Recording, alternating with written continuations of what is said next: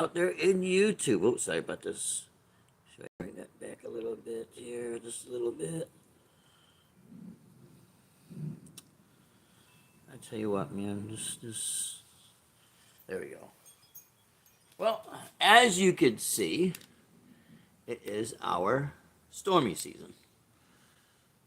And I figure, well, why not record this? Since we were live during our beautiful sunset at Sanibel Island, which is always beautiful. Oh boy, there goes some lightning. So I'm going to be turning this around from time to time. Get flashes of lightning over there.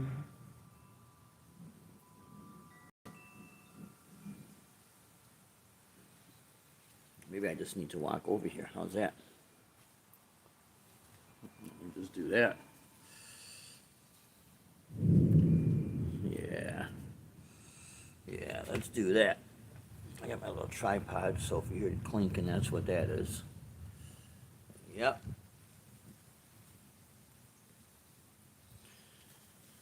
That's how it is down here, man. We get our beautiful days, and although we were lucky, Sunday, it was very sunny.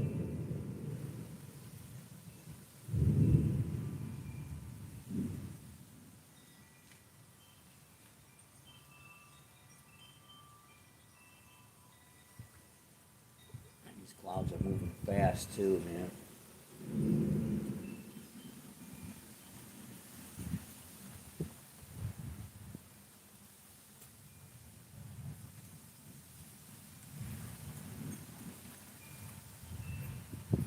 Watching my neighbor's house across the street there.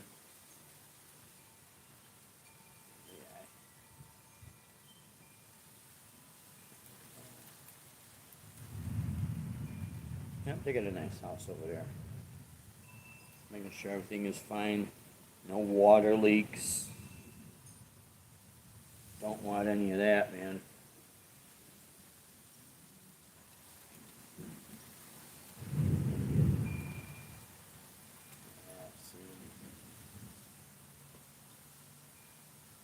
This could be panning a little bit here, a little there.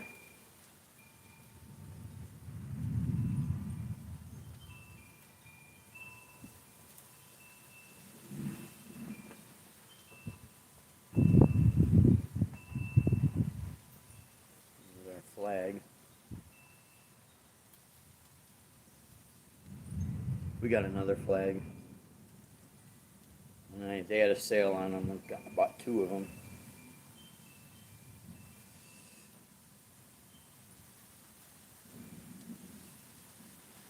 So I keep it kind of focused a little bit right where that lightning's going to be hitting.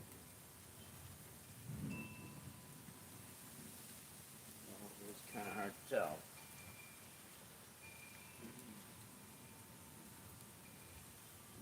I'll bring this back a little bit.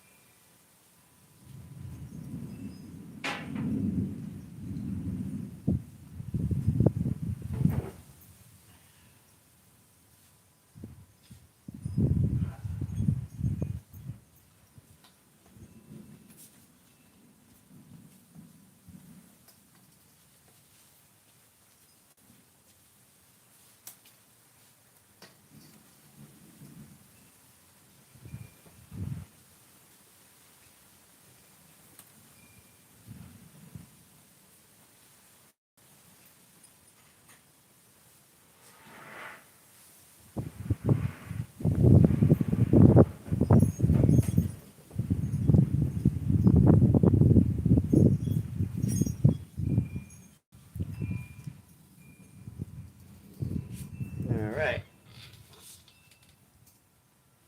Sit a spell. Check out the lightning. So I seen this video. I'm sure a few of you guys and gals out there talking about, you know, certain music store reaching out to YouTubers, and I think it's. Yeah, hear that thunder? I think it's a great thing, when manufacturers and stores, to reach out. They need to do what they need to do. Totally understand that. It's out of focus now, so that. But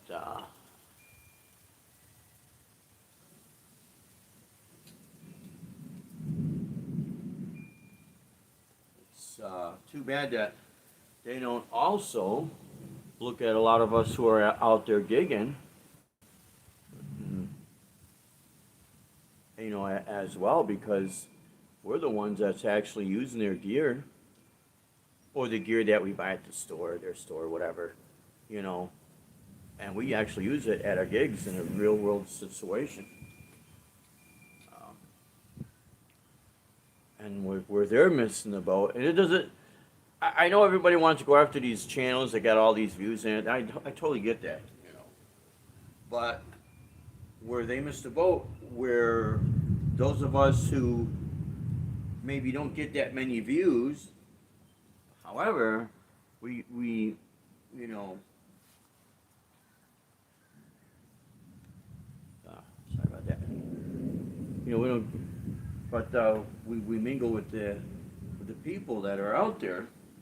And there's a lot of musicians that'll come up to me and start looking at the gear, and it's usually as I'm packing up, done, and I have to, turn off the feed, and I gotta hurry up and pack up because my friend Kenny comes in an hour after me, and I want to make sure he gets time to set up and all that.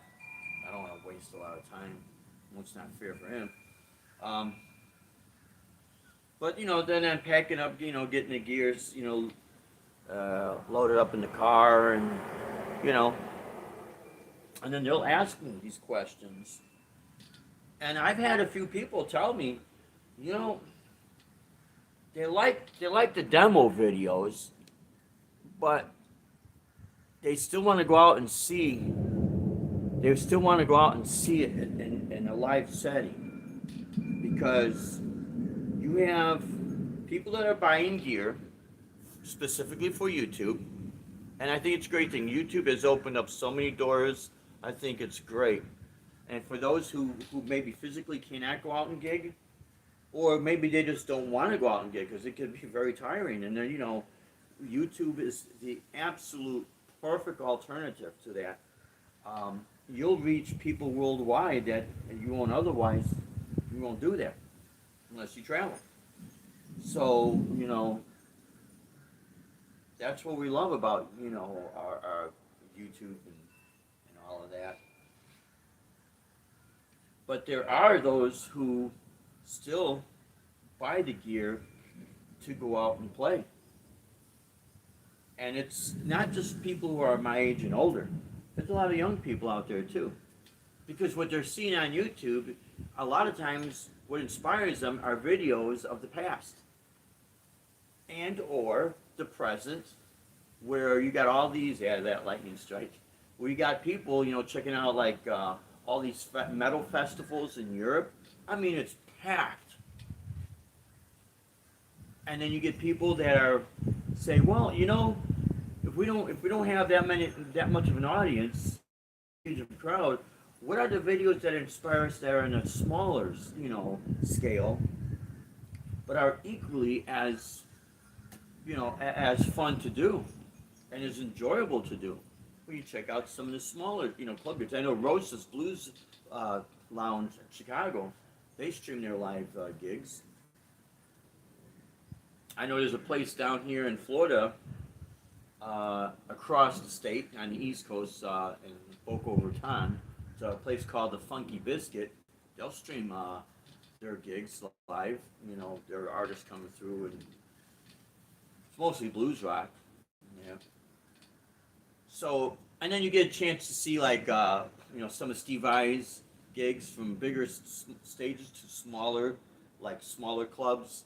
club gigs. You get to see all that. So what happens is a lot of these young kids, they say, "Oh, that looks cool. I want to do that." So they're going to buy the gear that is going to actually, buy the gear so they could go out there and play too. And what they want to do is see what works in those settings, what doesn't work in those settings. The advantage of just grabbing your cell phone and just recording it straight as is, or going live. And I know sometimes, depending on how loud the volume is, these phones, they can't really take the audio too well.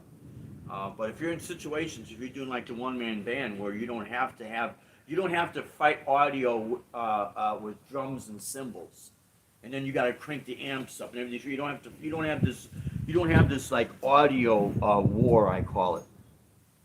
We're gonna fight all these frequencies. Wow, yeah, look at all that lightning, man. It's all over.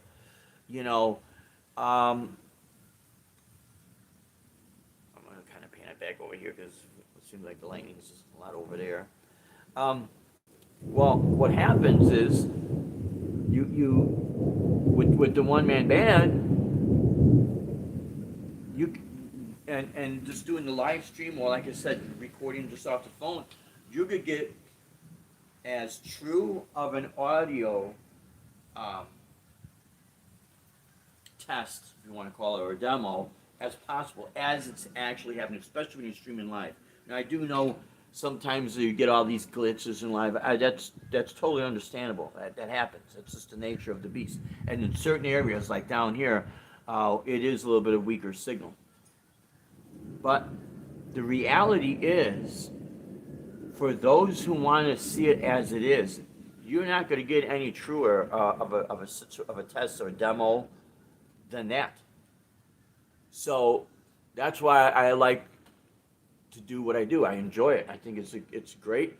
People get to see things as it's happening, with no post productions or anything like that. And there's nothing wrong with doing post productions. If someone would have asked me, Dave, in a short sentence, "Hey guys, with Miss Hammond's pickup, what's happening, brother? Thank you for tuning in. Buckluster, what's happening, my friend? Thank you guys for tuning in. I see you seeing a little bit different than from the other day. The other day we had a beautiful sunset, and we just had the recording. I don't have the guitar out with me right now. I'm taking a little break right now. I was in rehearsing and practicing. I always work on my chops, always. You ask anybody if they're who is good at their craft and how do they maintain all that, you're always practicing. You're always honing in your chops. You have to. It's a way of life, It's like when people are in the Olympics. They'll take a little time off from the Olympics, to catch their second win. But then when they want to get in the game again, they're training. That's just how it is. But if anyone were asking me, well, if they, in a few words or short sentence, how would you define your YouTube channel? And it's simply the experiences of a live gigging musician and what things are really like. And then, sharing the talent that God's given to me, of course, with people. And you don't have to like it. It doesn't bother me. But the fact of the matter, it is as everything is. It's 100%, here it is, not masking anything. So when it comes down to the gear, people who are in the know, and you don't have to be older, you could be younger, you could figure things out and say, hey, okay, they're doing a live stream, they're getting glitches, I understand the name of the game. However, what they are using is sounding good to my ears. So there's no post-production. So if it's sounding good to my ears in a live stream setting, with all the glitches in that, chances are that is because that product sounds good. And maybe the guy or gal, if they ever, got in and tweaked anything, they got it to sound good. So you're getting what that product could do. And then you could say, well, you know what, I'm going to do a lot of post-production, so it most likely will sound even better in post-production. Sometimes it does, sometimes it doesn't, everybody's ears, it's subjective to a person's ears, right? I'm gonna try to move this back as the rain's a little bit blowing in now. So again, if someone would ask me if I sum up my channel, it's basically the experiences of live gigging. And, you know, if it inspires people, that's great. If it doesn't, that's okay. Not everything is for everybody. I don't really base my channel off of chasing things, you know what I mean? Well, someone's got this 4K camera, and they got the 5K camera. You know, you could be the first one to own the 5K camera if you do this, that, and the other. And then you do this, that, and the other, take a second mortgage out of your house or whatever because the thing's so expensive. And then 6 months to a year down the road, it's deemed almost obsolete technology. You know what I mean? To me, to get my point across, I don't need super stereo surround sound and 4K. It's the experience and it's the content that will hold its own. Because no matter what you do, audio or visual, the experience is always the experience. And not everything is for everybody. So you just take things as they are. So I got some friends that they get on YouTube or they could try to start a YouTube channel and then they get a little bit discouraged. And I tell them, don't get discouraged. See, the big mistake I think would happen is that people try to compare themselves to all these big channels. Let those big channels be who they are, and then you be who you are. Because at the end of the day, it's going to be the content, it's going to be your sincerity. That's what's going to... That's what's going to be, you know, sincere. And if it draws people, and it doesn't. If it doesn't, that's okay. I leave these videos up because I know down the road, I'm in this for the long haul. Always have been. So you're always going to get naysayers and all this and that and the other, and you know they have their opinions and they're entitled to have their opinions. Doesn't mean I have to let that get me down. You know? Yeah, look at this. Just coming in. We gotta do a live stream, sweetie, with the rain and the sleet. Not in the sleet. Okay. Yeah, I got caught in the rain running to my car. So I think yeah. When you send those pictures, I'm like, oh shit, here it comes. Yeah. Funnel clouds started. Oh man. Yeah, they got nasty over there. Yeah. But okay, I'm gonna get past you. Okay, hon. Bye, everybody. Yep. They're all saying hi. Yeah, I got the chairs out there, and I didn't fold these. I don't know how to get these things folded, but I'll figure this later up. Yeah. Yeah, we got some of these new outdoor patio rocking chairs, and you know, things are so much different now. Back in the old days, you just fold things. It folds nice, you know. Now everything is like ass backwards, you know. It's like, why do they do this? You know, keep things if something works a certain way, then keep it that way. You know, it doesn't make any sense. It's like I love it with the TVs, the flat screen TVs. You know, you have to kind of feel your way around the rim of the TV to find something where that feels like a button. Oh, that must be the power button. Well, why don't you just have it straightforward, man? And if you lose your remote control, you're screwed. I mean, to me, that's asinine. To me, that's it. You know, this is how I look at this. This is why I don't buy some of this stuff, personally.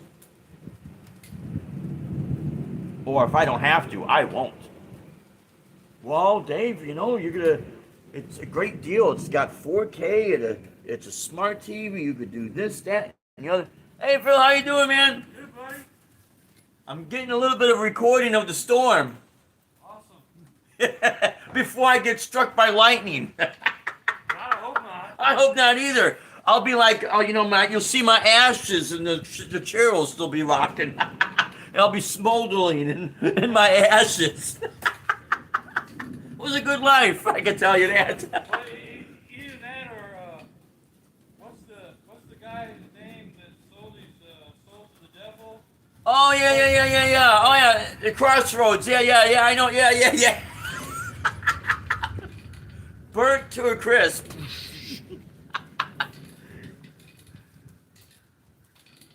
Yeah, I got my neighbor. He just came by. A lot of times I'll keep it where people don't get there. I see you got your case of the goodies. That's for after work on Friday. There you go. Me and all the guys Yeah. are gonna have a beer after work. Sweet. They're the necessities, man. Yes, sir. Have a good one, Phil. I love joking with people that drink. I don't drink. I've never drank. I have never drank in my life. I have never gotten drunk. Yeah, despite being younger, honestly, some of the newer stuff confuses me as well. Yeah, and that's interesting. Mr. Hemmick's pick. I think when people say, "Oh, well, you younger, you people that are you young folks, you just," I was at that age too. We don't come out of the womb in our 50s. So everyone has their turn going through this. But I remember it was being in my teens in the late 70s. I graduated high school at 17, 1981. So, I was a teenager, late 70s, early 80s, and then into my early 20s in the 80s, through the whole shred thing and that. And boy, I can tell you, man, back then, it was it was different. It was very, very different. If you looked at somebody that had gray hair back then, very few of them would say they want to listen to metal. You know what I mean? Very, very few of them. Now, when I see people come up to me, and if I'm rocking out, or if I'm gonna rock out and do something a little bit harder, and the guy's got real short gray hair, and he looks like, he just got, he's a CEO, maybe of Merrill Lynch or something. And I'll tell you what, some of these functions I played at, I've met some of these people. They got the suit and tie, real nice. You'd never expect them to, go like the Dio horns, yeah, rock on, man. You're playing some Dio or something. It is so bizarre for me because I have a flashback of when I was in my teens, and I would see, we used to call them the gray hairs, And I'll tell you what, nothing wrong with having gray hair. I'm getting them too. So hey, but back then we used to call them the gray hairs, and I have a flashback when I see that. And back then, it was, oh, you can't play. That's that evil music. That's evil. That's not music. See, now they're realizing it is. And you know what? Even though I'm doing a lot of jazz fusion, and let me touch on that real quick. I still love to shred. I still love rocking out. I love all that stuff. A lot of times when I'm doing my heavy picking exercises, I'll do stuff with the metronome, but a lot of times I'll just put something on. I'll tell you what, man, I'll turn on something that just recently they uploaded Hellfest. You got Epica, and you got all these metal bands, these European metal bands and power metal bands. I love all that stuff, man. Some Metallica, all of that stuff. It's high energy music, it's energized. It gets you going, man. See, I'm losing my focus. Look at this. So yeah, anyone that's going to say, okay, they love electric guitar, and they look at, let's say, back in the day, it was a Gibson Explorer or Flying V. And then, of course, now, you got a lot of the shred guitars, the Jackson Kellys, the Randy Rhoads V, the BC Rich Warlock, which we still have ours. We got our bass and our guitar, and some of the LTD guitars. You look at those guitars, and they are built for speed. They are built to be played loud. No matter how elegant they could be looked, with the wood finish and the flame finish, they still have that metal shape, How could a person say, well, no, I'm going to be super mellow? You can play mellow stuff. I've recorded a lot of jazz fusion records with that BC Rich Warlock. But I'll tell you what, I did a lot of shredding on that guitar too, and it was great. It fit the look, everything. So, now let me get back to what I like about the jazz fusion. It reminds me of my days when I just graduated high school. Let me see if I get some in this area over here. Yeah. And Sorry guys, I'm just kind of getting as much in as I can. Um, What it reminds me of the days, let me see if I can do something here, guys. Because if I zoom out a little bit, maybe that's what's going on. Oh, God, there we go. I don't want to get any license plates or anything like that, because you get some weirdos, man. It's sad. But anyways, so what it reminds me of the days of my guitar buddies when we were developing all our technique. And when I was a kid, I would hear and listen to classical music because my dad would play motion picture soundtrack albums. That's all classical music, except for like the soundtrack to Midnight Cowboy, the movie Midnight Cowboy, or the movie Easy Rider, you know, and maybe a few others. But for the most part, it was all classical music.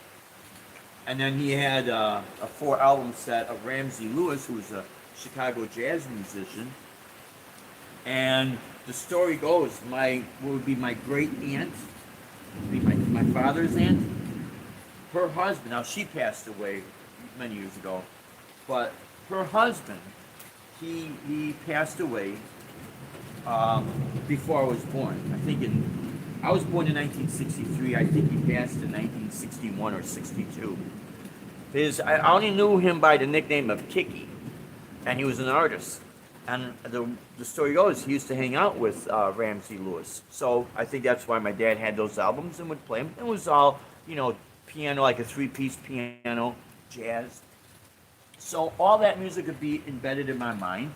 And growing up, and by Wrigley Field, we had all the blues and jazz clubs, Kingston Mines, Blues Etc., the Piano Man on Gray Street and Clark Street on the corner there. So I would be, you know, you become a product of your surroundings. But the thing is, in the suburbs of Chicago, you know, we'd have our metal clubs, so I'd incorporate all of that, you know.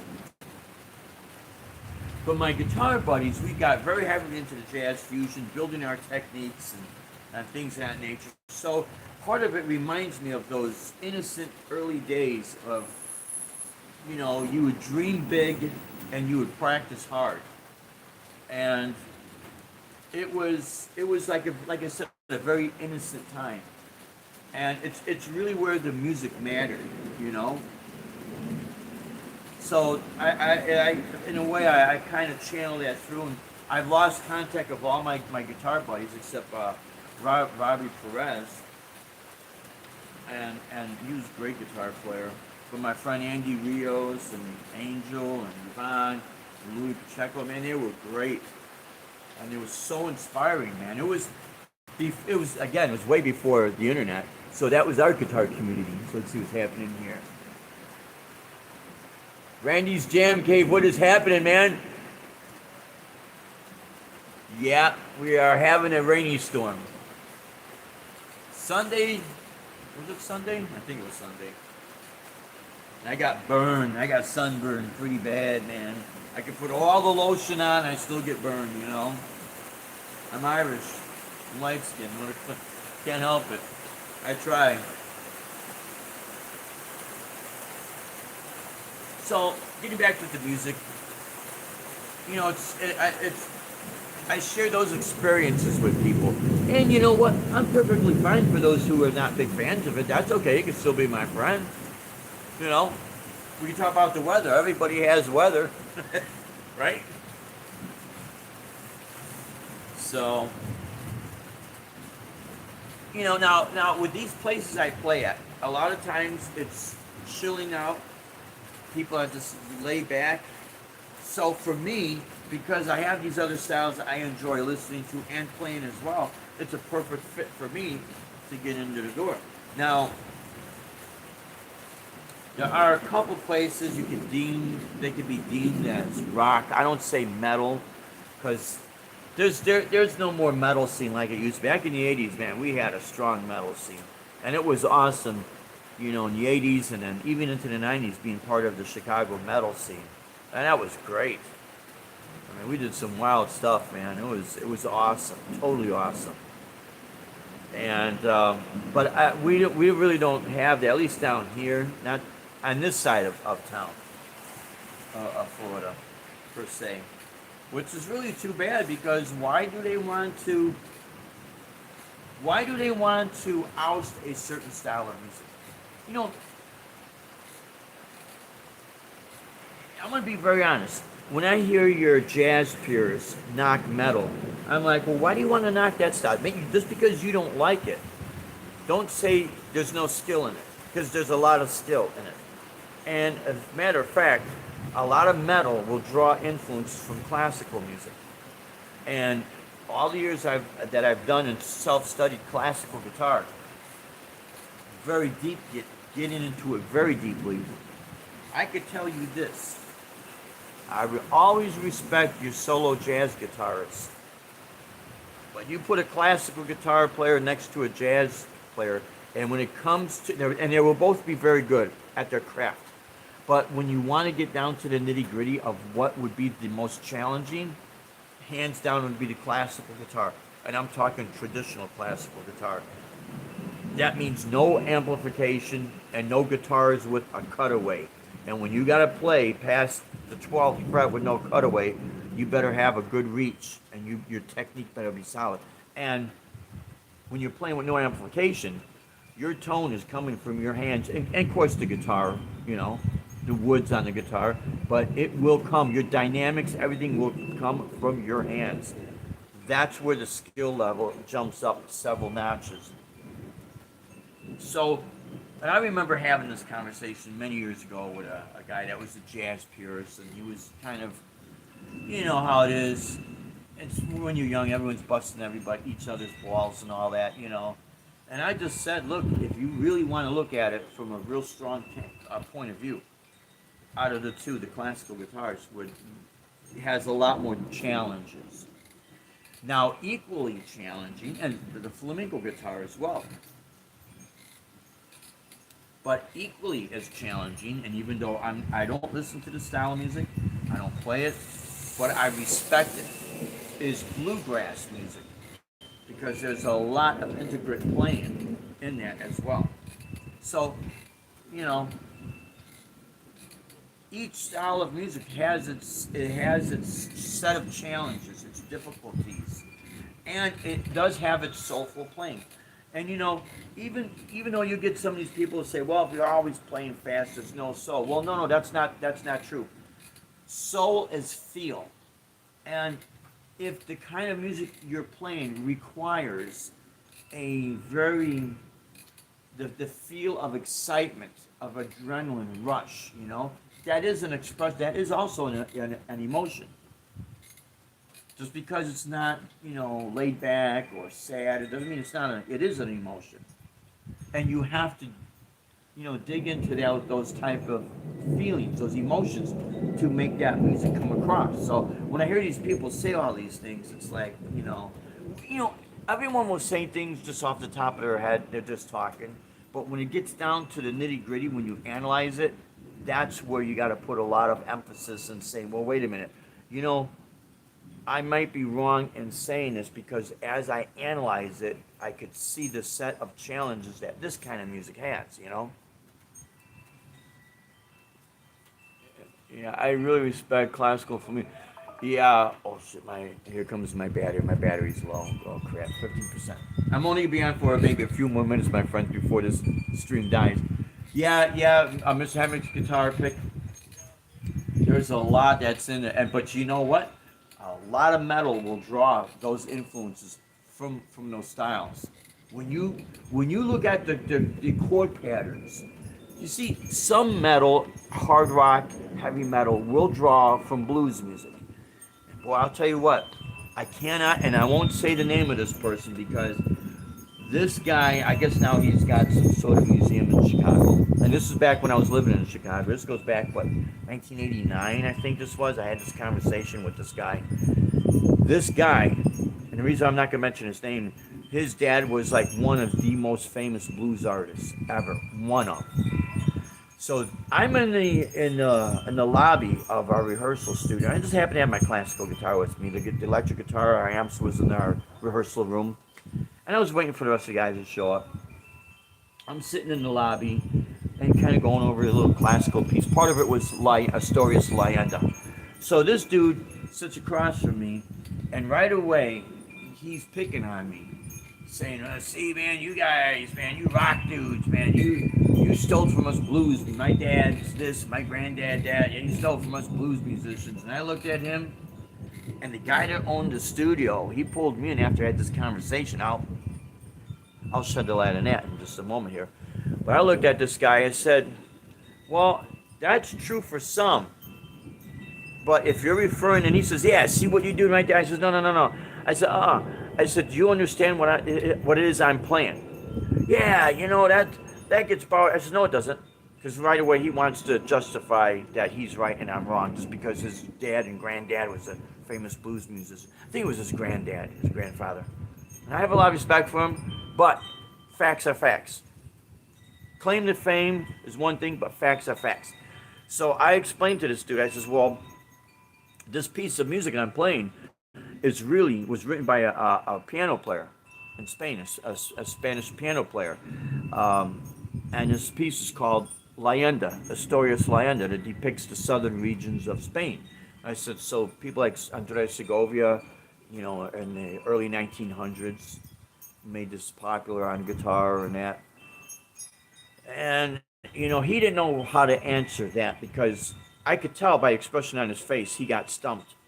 And he wasn't expecting someone to stick up. He thought I was going to cave. "Oh, yeah, you're right. Oh." I told him he was partially right, but not 100% right. And that he was not expecting that. So he got a little bit huffy puffy with me, and I says, "Look, dude," I said, I have respect, but at the same time, you gotta have. If you want respect, you gotta earn it too. You know, because that's the way it really is. You gotta look at it for what it really is, not the fame. The fame clouds people's minds. So, anyways, the guy that owned the studio, after this dude left, he goes, "Dave, come in, I gotta talk to you. That's so and so, man. You good, man. I know one's up." I said, "I didn't insult the guy. He's trying to insult me. But he wants to go on a tangent about music facts. I'm giving him a music fact. He can look it up himself." Back then, we didn't have the internet, so he had to go to the library to look all this up. And if a person's too lazy to do that, hey, I can't help you. And I could tell you right now, if I would have run into this guy and bring up the conversation, which I would not do it to be combative. It'd be just to say, "Hey, man, I just want to let you know that I respect you and I respect your dad and your grandfather. And this is not to bring up anything in the past. I just want to let you know I still respect you, man. But that is how I met you, and everything is cool. Don't worry about it." And then if he gets combative, I'll say, "Well, that's on you, not me." I really don't care. And that, when I see, okay, when I just said about your claim to fame and all that, it's the same thing I see a lot of times, the stuff that happens on with YouTube. And I love YouTube. I love doing YouTube. But with YouTube and then some of these manufacturers and some of the suppliers and that, they will value someone that can barely bend a string, that hardly has any clothes on, that's underage, over someone who has skill. And they could do what they want. But so could I, because I don't have to buy their crap. See, when people have those stores, they need the money more than I need their stuff. But I don't have to associate myself with that. And I don't wish anybody any harm or any bad or anything, because I want them to be successful. But they are not going to be they're not going to be holding me back in life. So that's why a lot of times I don't make a big deal about, "Oh, please subscribe to my channel," or please. Sure, I'd like to have people buy our product. I'm very thankful for my subscribers. God bless all of you. We love all of you. But we're not in this to run and chase people. Part of it is to share the experiences so it can inspire people.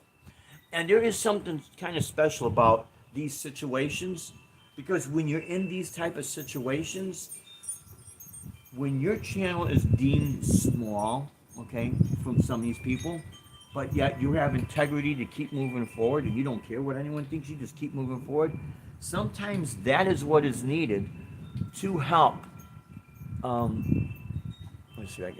to help other people who might be feeling a little bit down in the dumps.